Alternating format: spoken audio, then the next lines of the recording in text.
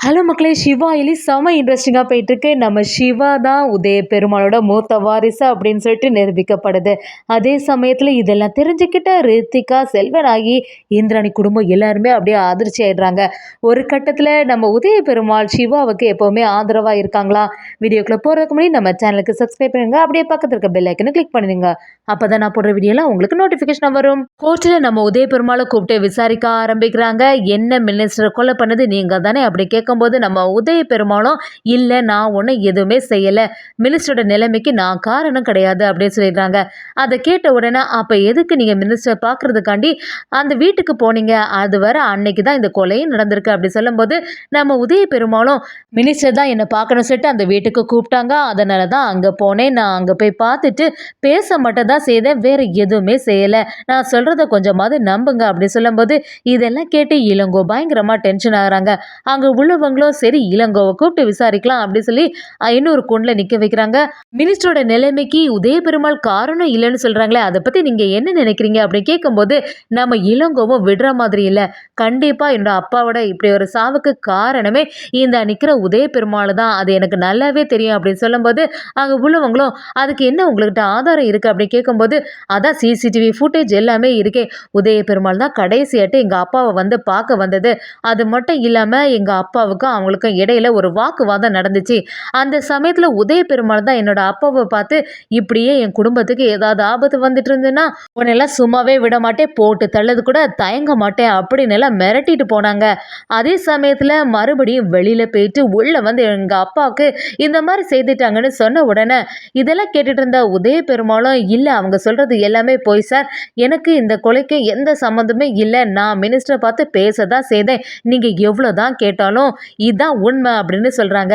இளங்கோவும் அதை மாற்றி இல்லை கண்டிப்பாக உதய பெருமாள் தான் என்னோட அப்பா நிலைமைக்கு காரணம், அது மட்டும் இல்லாமல் வெளியில் போயிட்டு மறுபடியும் உள்ளே வந்த சிசிடிவி ஃபுட்டேஜ் எல்லாம் பக்காவாக இருக்குது அப்படின்னு சொல்லிட்டு எவிடன்ஸோட சப்மிட் பண்ணுறாங்க. இதை கொஞ்சம் கூட நம்ம சிவா அயலி யாருமே எதிர்பார்க்கவே இல்லை. இந்திராணியும் அந்த இடத்துல சொல்கிறாங்க, சரி நீங்கள் எதுக்குமே கவலைப்படாதுங்க, சித்தப்பாவை எப்படியாவது வெளியில் கொண்டு வந்துடலாம், நீங்கள் பதட்டப்படாதுங்க அப்படின்னு சொல்லிட்டு அவங்க சித்தியை சமாதானப்படுத்துகிறாங்க. செல்வனாகியும் இந்திராணி கிட்ட இந்திரா நீ தானே சொன்ன எப்படியாவது வெளியில் கொண்டு வந்துடலான்னு சொல்லி, ஆனால் இங்கே நடக்கிறது எல்லாம் பார்த்தா எல்லாமே அவங்களுக்கு எதிராகவே இருக்கே, இப்போ என்ன செய்கிறது அப்படி சொல்லும்போது சரி இப்போ தானே தொடங்கியிருக்கு, கொஞ்சம் நேரத்தில் தெரிஞ்சிடும், கண்டிப்பாக நம்ம சித்தப்பா எந்த தப்புமே பண்ணியிருக்க மாட்டாங்க, அதுக்கான ஆதாரம் எல்லாமே கரெக்டாக தான் இருக்கும் அப்படின்னு சொல்லிடுறாங்க.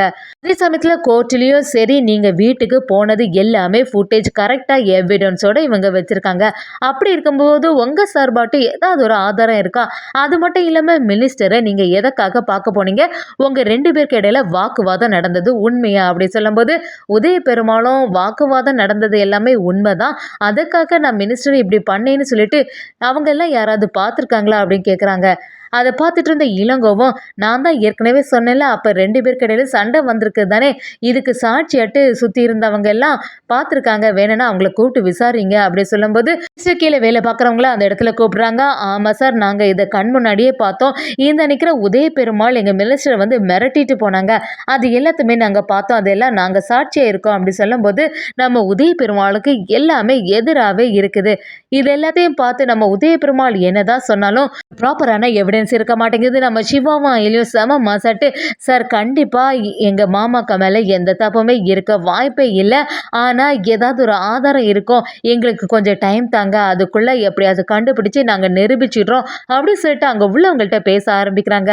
அதை கேட்டவங்களும் சரி நீங்கள் சொன்னனால நாங்கள் உங்களுக்கு கொஞ்சம் டைம் தரோம், இது ஒரு பெரிய கேஸ், அதுவும் மினிஸ்டர் சம்மந்தப்பட்டது, அதெல்லாம் சீக்கிரத்தில் முடிக்கிறது தான் நல்லது, இல்லைன்னா வெளியில் தொண்டர்கள் எல்லாருமே பிரச்சனை பண்ண ஆரம்பிச்சிடுவாங்க அப்படி சொல்லும்போது நம்ம சிவா அயலி எல்லாருமே முயற்சி எடுத்து ஒரு கட்டத்தில் கொஞ்சம் டைம் கொடுக்குறாங்க, ஆதாரத்தை எப்படியாவது நாங்கள் வந்து இங்கே சப்மிட் பண்ணுவோம், அதே மாதிரி அவங்க மேலே எந்த தப்புமே இல்லை, நிரபராதி அப்படின்னு சொல்லிட்டு நிரூபிச்சிடுவோம் அப்படின்னு சொல்லிட்டு நம்ம சிவாவும் அயலியும் செம மாசா கிளம்புறாங்க. அதே சமயத்தில் வீட்டுக்கு வந்த உடனே செல்வனாகி இந்திராணி கிட்ட என்ன இந்திராணி என்ன எல்லாமோ சொன்ன, எப்படியாவது சித்தப்பாவை வீட்டுக்கு கூட்டிகிட்டு வந்துடுவேன் அப்படின்னு சொன்னேன், இப்போ என்ன எல்லாமே மாறி போச்சு, தீர்ப்பெல்லாம் தள்ளி வைப்பாங்க நான் கொஞ்சம் கூட எதிர்பார்க்கல அப்படி சொல்லும்போது இந்திராணி நீங்கள் எதுக்குமே கவலைப்படாதுங்க சித்தி.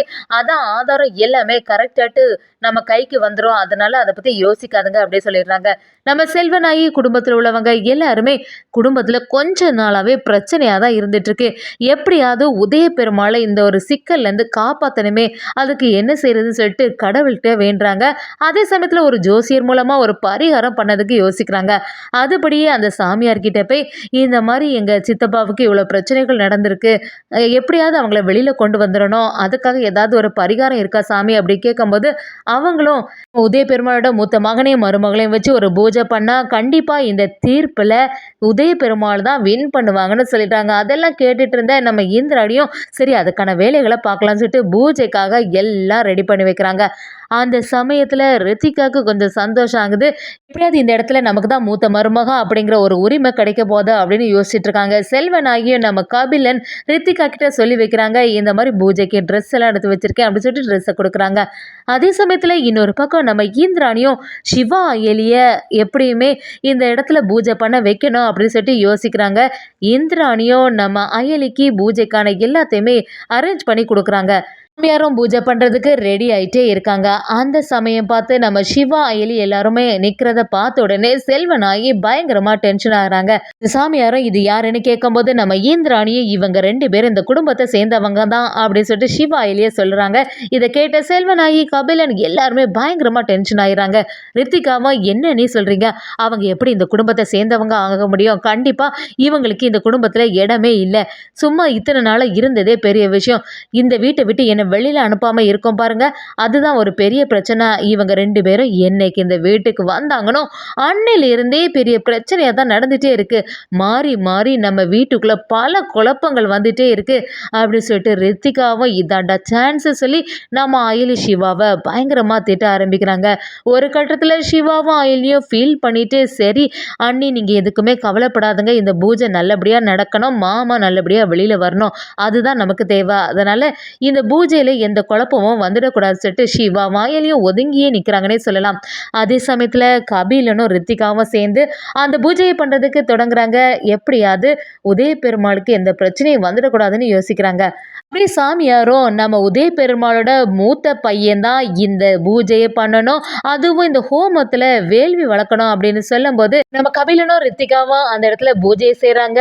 ஆனா சரியாட்டு பார்த்த மாட்டேங்குது. இது என்ன வேள்வி எதுவுமே வந்த மாதிரி இல்லையே அப்படின்னு சொல்லும்போது ஒரு கட்டத்துல நம்ம இந்திராணியும் சிவா எலிக்கு சப்போர்ட் பண்றாங்க. சரி இவ்வளவு பண்ணப்புறமும் எதுவுமே நடக்கலையே அப்படின்னு யோசிக்கிறாங்க. செல்வனாயி நம்ம கபிலன் கிட்ட வந்து என்ன கபிலா கரெக்டா எண்ணெய் எல்லாம் ஊத்துனியா, கரெக்டா தானே இருக்கு, அப்புறம் ஏன் எரிய மாட்டேங்குது அப்படி சொல்லும்போது கபிலனும் எல்லாமே நான் கரெக்டா தாமா பண்ணேன், ஆனா ஏன் எரிய மாட்டேங்குதா புரியல அப்படின்னு சொல்லும்போது நம்ம இந்திராணியோட சப்போர்ட்டோட சிவா அயலி அந்த இடத்துல இருக்காங்க. இதை கொஞ்சம் கூட செல்வனாகி எதிர்பார்க்கவே இல்லை. அப்படியே அந்த இந்திராணியை திட்ட ஆரம்பிக்கும் போது ஒரு கட்டத்துல இந்திராணியும் சிவாவுக்கு ஒரு உரிமை கொடுக்கலாமே அப்படி சொல்றாங்க. நம்ம சிவா எலி பூஜை பண்ணும்போது அதுல தீயும் கரெக்டாட்டு எரியுது. இதை பார்த்த உடனே சாமியாரும் உதய பெருமாளோட மூத்த மகனும் மருமகனும் பண்ணா தானே இதெல்லாம் நல்லபடியா நடக்கும் அப்படி சொல்லிட்டு யோசிக்க ஆரம்பிக்கிறாங்க. ஒரு கட்டத்துல செல்வநாயகி எல்லாமே தெரிய வருதுன்னே சொல்லலாம். இந்திராணி ரித்திகா அப்படி பார்த்து அதிர்ச்சி ஆயிடுறாங்க. நம்ம சிவாவுக்கு பயங்கரமா சந்தோஷமா இருக்கு. நம்ம அயலி அப்படியே கட்டி அணைச்சு கடவுளே நான் தான் உதய பெருமாளோட மூத்த மகன் சொல்லிட்டு நிரூபிச்சிட்டாங்க அப்படின்னு நம்ம அயலி சிவாவுக்கு சந்தோஷம் தாங்க முடியலன்னே சொல்லலாம். இதுல வந்து நம்ம உதய பெருமாளை சிவாவை மகனாவே ஏத்துக்கிட்டாங்கன்னே சொல்லலாம்.